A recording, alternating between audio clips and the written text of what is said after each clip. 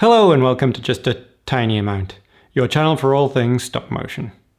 I'm Gordon Craig, and today's video will be an update in 3 parts, including magnets, latex, the ghost of animation past, and fur.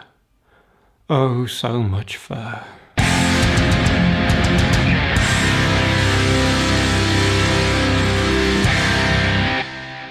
Part 1 follows on from last week's video when we were making replacement mouthpieces for the gorilla head. The next step I wanted to take was to hold everything in place using the awesome power of magnets. To do this I used small but very strong magnets made of neodymium.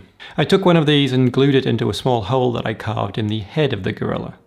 To hold the mouthpieces in place, all they would need was a little bit of metal in the corresponding position. It just so happened that I carved a small recess into the template for the faces that all of the mouths were made from. These were intended to hold small discs of metal. And to make these discs, I used a sheet of steel, or the lid of a jam jar as it's also known, and then punched out these discs using a hole punch.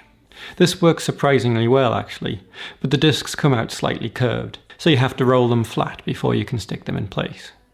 When these are dry, the mouthpieces are held firmly in position, but you can still remove them with a little bit of a tug. Part 2 of the update also involves the gorilla.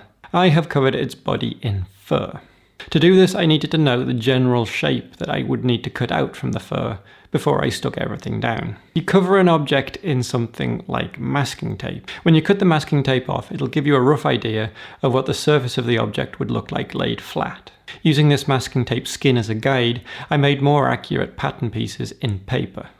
I then cut the fur out based on these pattern pieces. At every point I was checking the fit of the fur against the body.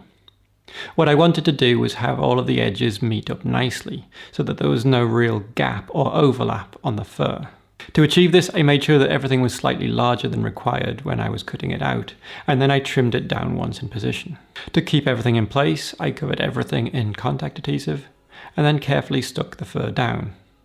Fur and adhesive are a nightmare combination, let me tell you that. I'm pleased with the end result, but the gorilla desperately needs a haircut. I left an area on its chest which is just going to be grey skin. To make this I once again mixed acrylic paint with latex to form the right grey. The first coat is going to be absorbed by the foam, but subsequent layers should start to build up. I'm also making a latex skin to cover some of the areas and make them nice and smooth. I shall let you know how this goes. The third part of the update involves the puppets that have appeared in some of my videos. These are from a project that I did a while ago that I've been meaning to clean up and put on this channel.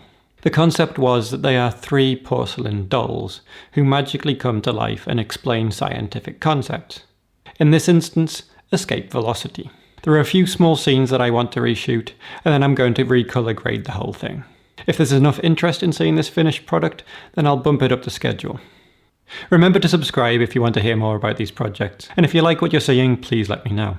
This has been Just a Tiny Amount. I've been Gordon Craig, and I shall see you next week.